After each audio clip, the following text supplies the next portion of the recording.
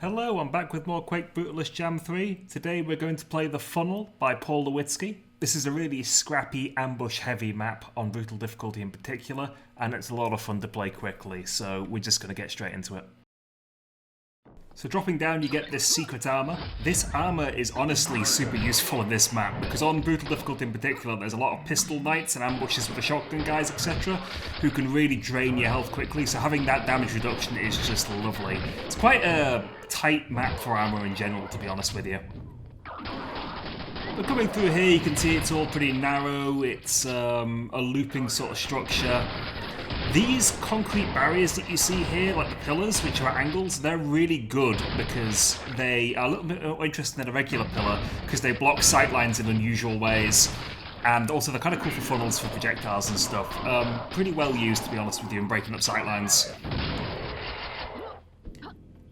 Worth noting as well, this silver key door entering and entering here, sometimes the dogs can leave this area and they can jump down into the starting area. I'm not sure what triggers that. I think maybe they see you through the little window and they can get out and just passing it now. I turn my back to it. But this room in particular is really dangerous with these little concrete pillars I'm talking about because it's so easy to lose the shotgun guys, lose the pistol knights, and for these grenades to sort of bank off them around the corners. So it's a nice little room. Also, everything's shrouded in darkness. If you notice kind of the moody lighting there is everywhere, that's a very big deal, and lighting plays a big part in this map, especially in the fight design later on. I do know some people like to play with like higher gamma, especially when they're doing speedruns or like full bright, but no, on this map that's a no-go. It spoils what the map's trying to do. I'm going to show you that a bit later on. Two buttons to press up here. When you press the first button, it lowers that dividing wall, so there's the pistol knights on either side, they can ambush you. That can be a situation where you get shredded very quickly. But on both sides it's symmetrical, the two closets open, you get stuff to kill. You can put some pretty nice grenades down and clear it all out. I don't do the best job here, but this was my fastest demo attempt of like 3 or 4 I did by like a lot, so we'll just accept it. And a shambler coming out of his dark little hole there.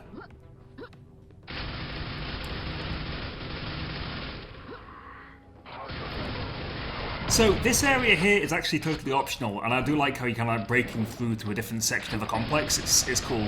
But the reason you want to come here, there are 2 weapons. If you don't find the secret grenade launcher, your grenade launcher is just here if you finesse your way around the first set of zombies. The rebar launcher is right at the very end, and also in the secret there's the multi-missile launcher, which is, you know, very, very powerful. One of the 2 secrets in this map that I would say really fundamentally changes the balance of everything. So, time switch there. You can be a bit too slow and the door can close in your face. Be a bit fast, no problem. I took a lot of damage here, so I had to go pick up that health kit. Ordinarily you don't. Now this fight's cool as well, so you have this situation where you're waiting for the door to open, it opens very slowly, and while that's happening you have the projectiles coming, you have the guys who drop down, and above you have these champions. There's 2 in one side and there's some grenadiers in the other. Like, sometimes they drop down, sometimes they don't, and the layout of this space means that, like, it's very difficult to make sure you kill everything in a timely fashion. It's very easy for them to, like, loop around the back like that champion did there. After dropping down, you have to lose them and, you know, not to come out of here with a lot of time. So, that was pretty quick, honestly.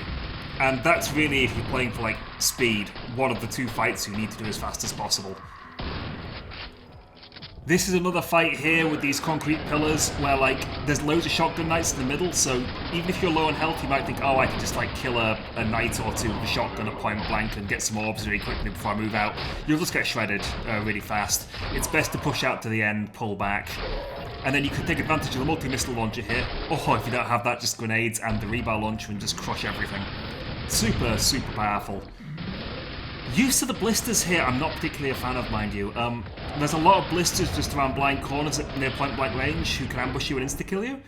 I prefer the style where you've got these suicide bomber type enemies where you can hear them at a distance and you have some sort of time to react, you know, like the suicide bombers in Serious Sam do it, etc. They're never just directly in your face, or when they are, it just feels very harsh, basically. That is the series of jumps that you could do as well to get to that secret, which you could do in one continual string. I didn't do because I'm a little bit slow in this attempt, but you've got to just moderate your speed and you can just make it across in a series of strafe jumps, which feels very nice.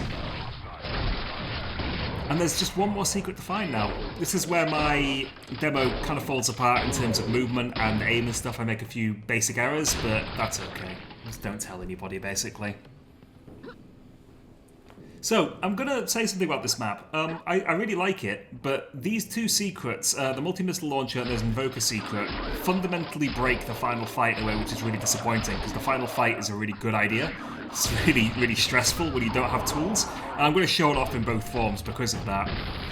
But Quake has kind of a problem with secret design where quads and certain items, red armor, can really fundamentally shift the balance of the game in the player's favor. And Quake Brutalist Jam is no exception to that with the addition of the multi-missile launch. You don't have red anymore, but now you've got the multi-missile launch, you've got the Invoker, which is just insanely strong. So 10 full Invoker for this fight. This fight here, the gimmick is that the reactor cores open and close. When they close, it's pitch black. When it's pitch black, you can't see a goddamn thing. You have these two side boxes here with the Shamblers and the Fiends in that open up, and you've got to press all the buttons. Now, with the Invoker, you could see what I did there was, even though I handled that quite poorly, I was able just to hold the Invoker button down and spam, basically, to kill everything.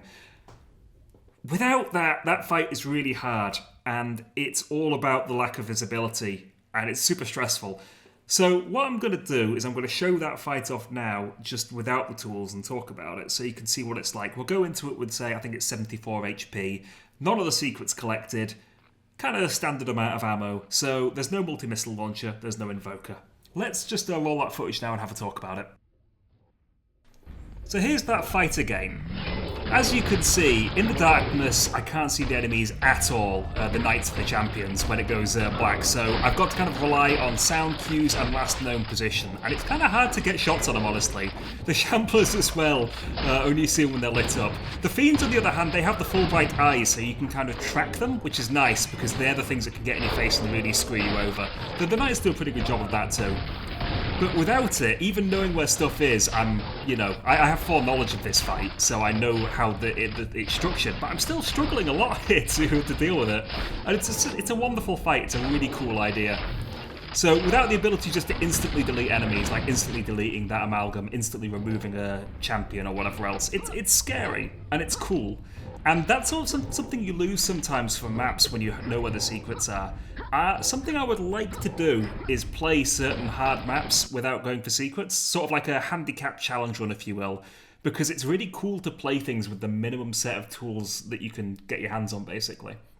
So that's something to think about in future. Anyway, that was The Funnel by Paul Lewitsky, Plor. Very good map. Please play that and play Quake Brutalist Jam 3. Bye now.